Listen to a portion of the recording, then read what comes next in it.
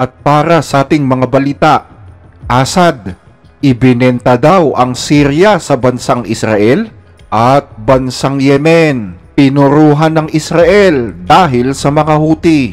Pero bago natin umpisahan ang ating mga balita, mangyari po lamang na i-like ang video ito para sa patuloy na paghahatid natin ng ating mga updates mula sa loob at labas ng bansa. Malaking tulong po ang inyong like para sa aming mga content creator. Maraming salamat po mga kababayan.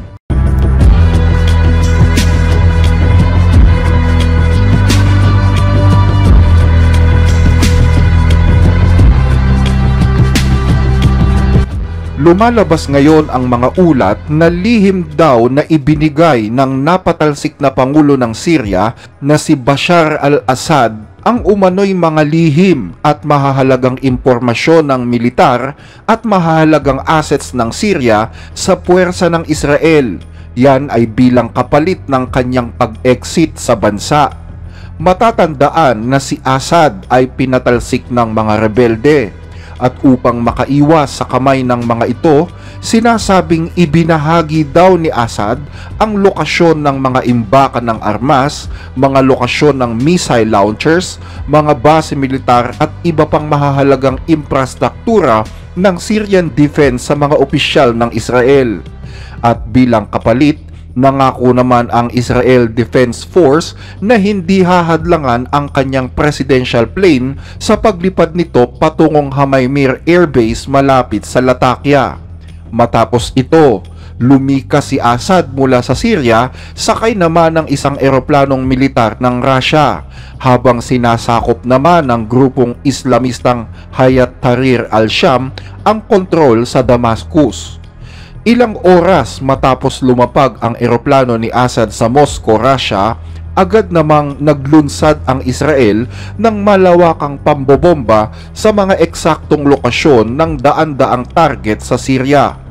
Ang nakakagulat na alegasyong ito ay ibinulgar ngayong araw ng isang kilalang Turkish journalist na si Abdul Kadir Selvi. Ayon sa kanyang kolum sa pahayagang Hurriyet ng Turkey, ibinahagi umano ng isang mapagkakatiwalaang source ang mga detalye ng komunikasyon ni Assad sa Israel. Ang balitang ito ay lumabas isang araw matapos maglabas naman ng statement ang pinatalsik na lider sa kauna-unahang pagkakataon mula nang tumakas siya sa Syria. Sa isang post sa Telegram channel ng dating Pangulo, sinabi ni Assad na lalabanan niya ang pagkalat ng maling impormasyon at mga kwentong malayo sa katotohanan. Ayon kay Assad, ang pag-alis niya daw sa Syria ay hindi pinlano o naganap sa huling bahagi ng labanan gaya ng sinasabi ng iba.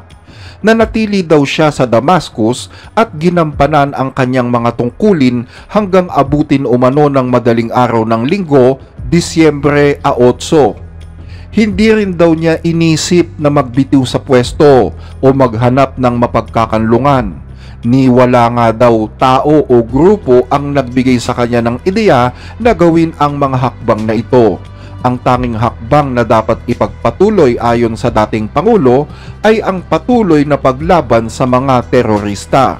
Dagdag pa ni Assad, napilitan siyang lumikas paalis ng Syria dahil inatake daw ng mga drone ang Hamaymir Air Base na naging dahilan upang ipag-utos ng Moscow ang kanyang agarang pag-evacuate. Inilarawan din ni Assad ang kanyang sarili bilang isang tapat na lider at ama ng pamilya na nanatiling kasama ng kanyang mga mamamayan sa gitna ng digmaang sibil. Hindi daw niya kailanman hinangad ang anumang posisyon para sa pansariling pakinabang, kundi siya ay isa lamang tagapangalaga ng isang pambansang proyekto na sinusuportahan ng tiwala ng mga mamamayang Syrian. Umaasa siya na muling magiging malaya at independyente ang bansang Syria. Ang balita tungkol sa umano'y pakikipag-ugnayan ni Assad sa mga opisyal ng Israel ay lumabas kasunod ng pahayag ng isang international prosecutor for war crimes na nagsabing ang mga ebidensyang natuklasan mula sa mga mass grave sites sa Syria ang siyang naglantad ng sistematikong makinarya ng pagpatay sa ilalim ng pinatalsik na liderato. Matapos bisitahin ang dalawang mass grave site sa mga bayan ng Qutaifa at Najna malapit sa Damascus, sinabi ni Stephen Rapp, dating US Ambassador at Large para sa war crimes, na mayroon nga daw mahigit 100,000 katao na nawawala at sinasabing pinahirapan hanggang mamatay ng sistemang ito.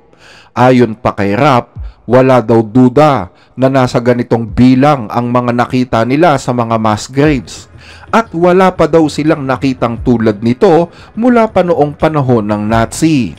Si Rapp ang siyang nanguna sa mga paglilitis sa War Crimes Tribunal sa Rwanda at Sierra Leone ay kasalukuyang nakikipagtulungan sa mga grupo sa Syria upang idokumento ang mga ebidensya ng war crimes laban sa dating Pangulo ng Syria sa hinaharap.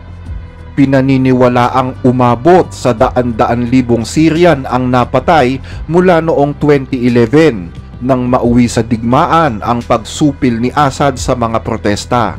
Ang ama ni Bashar Assad na si Hafez Assad na namatay noong taong 2000 ay matagal na ring inaakusahan ng mga human rights group at ng mga foreign governments ng malawakang extrajudicial killings. Kabilang dito ang mga mass executions sa loob ng mga bilangguan at ang paggamit ng chemical weapons laban sa mga Syrian. Paulit-ulit naman na itinanggi ni Assad na ang kanyang gobyerno ay lumabag sa karapatang pantao at sa halip itinuring ang kanyang mga kritiko na mga ekstremista. Ayon naman kay Mawas Mustafa, pinuno ng Syrian Emergency Task Force na bumisita sa Qutaifa, ang nagsabi na hindi daw bababa sa 100,000 katawan ang nakalibing sa lugar na yon. Ayon sa International Commission on Missing Persons sa The Hague, nakatanggap sila ng datos na nagsasabing umaabot sa 66 na mass grave sites sa Syria ang hindi pa natatagpuan. Sa kabuuan ay mayroon daw mahigit 150,000 katao ang itinuturing na nawawala ayon sa datos ng international at local organization sa Syria, kabilang na ang United Nations at ang Syrian Network for Human Rights. Sinabi ni Katrin Bomberger, pinuno ng komisyon, na bumabaha ng mga ulat ng mga nawawala ang kanilang portal. Mga ulat na galing mismo sa mga pamilya ng mga taong hindi pa natatagpuan. Sa ibang balita, Yemen, pinuruhan ng Israel dahil sa Houthi. Kamakailan ay naglunsad ang IDF ng sunod-sunod at malalakas na airstrike na yumanig sa kabisera ng Yemen na ngayon ay kontrolado ng mga rebelding Houthi, at isa pang pag-atake sa isang coastal city noong madaling araw ng Huwebes. Ang operasyon ay pinaghandaan ng Israel matapos magpakawala ng mga missiles ang mga Houthi na tumama sa isang paaralan sa gitnang bahagi ng Israel. Walang nasaktan sa ballistic missile na pinakawalan ng Houthi, ayon yan sa Israeli Defense Forces or IDF. At bahagya din daw na na-intercept sa labas ng airspace ng Israel ang missile gamit ang kanilang long-range Arrow air defense system. Hindi daw sumabog ang warhead sa ere at bumagsak ito sa isang bakanting paaralan sa lungsod ng Ramat Gan, kung saan walang naiulat na nasugatan dito. Sinasabing ito ang pangalawang missile na pinasabog mula sa Yemen ngayong linggo kasama ng isang drone attack. Ayon sa pahayag ng IDF, dose-dosenang sasakyang panghimpapawid ng Israeli Air Force ang sumama sa kanilang pag-atake sa Yemen, kabilang ang kanilang mga fighter jets, refueler at spy plane. Tinarget ng Israel ang mga Houthi sa port ng Hodeidah na 2 beses nang inatake ng Israel. Maliban dito, pinasabog rin ng Israel sa kauna-unahang pagkakataon ang ilang mga target sa lungsod ng Sanaa na kabisera ng Yemen. Ayon sa mga source, ilang linggo nga daw na pinaghandaan ng Israel ang pag-atake sa Yemen. Nagkasalisi pa nga daw ang mga eroplano ng Israel at ang mga missiles ng Houthi sa himpapawid. Mabilis din daw na pinatunog ang mga sirena sa Israel nang madetect ang pagdating ng mga missiles na ito, kung kaya't agad na nakapagtago sa mga bomb shelters ang mga mamamayan. Sa isang pahayag na inilabas noong Huwebes, sinabi ng tagapagsalita ng mga Houthi na si Yahya Saree na ang kanyang grupo ay nagpasabog ng 2 missile sa Israel at hindi lang isa. Target nito ang mga sensitibong lokasyon sa Tel Aviv na tinatawag ng mga Houthi na Jaffa area.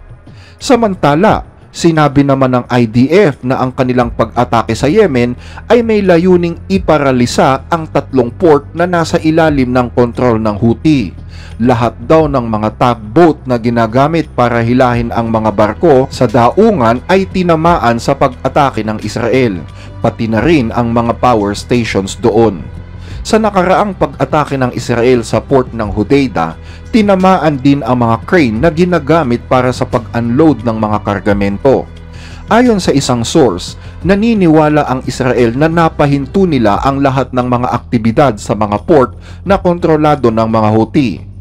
Lumabas ang ulat sa mismong news channel ng mga Houthi na Al Masirah na umatake ang Israel sa lungsod ng Sanaa at sa Hodeidah sa Yemen. Mga pag-atake na sumira sa mga power station sa kabisera, pati na rin sa Ras Isa Oil Terminal na nasa Red Sea. Ayon pa sa ulat, meron daw 9 na katao ang nasawi sa pag-atake ng Israel. Meron din daw mga videos na lumalabas sa social media na nagpapakita ng mga nasusunog na gusali dahil sa pag-atake rin ng IDF. Ang mga airstrike ng Israel sa buong magdamag ay nagdala ng mga pagkawasak sa ilang mga target sa lungsod ng Sanaa. Ito na ang ikatlong pagkakataon na inatake ng Israel ang Yemen bilang ganti sa mga pag-atake ng Houthi, kabilang ang drone attack na pumatay ng isang sibilyan sa Tel Aviv. Over the last 14 months, the Iran-backed Houthi terror regime in Yemen has launched hundreds of missile and UAV attacks against the state of Israel. This happened again tonight. The Houthi terror regime fired a missile toward central Israel, forcing millions of civilians to take cover in bomb shelters. In the last 2 weeks only, the Houthis fired a drone that hit an apartment block in southern Israel, and on Sunday they fired a long-range missile toward central Israel. The Houthis have been carrying out attacks against Israel in violation of international law, and the Houthi regime is a threat to peace and security in the region.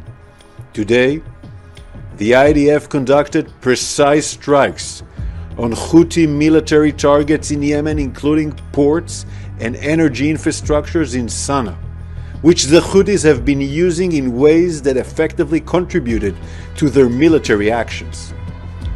Israel will not hesitate to act in order to defend itself and its citizens from the Houthis' attacks.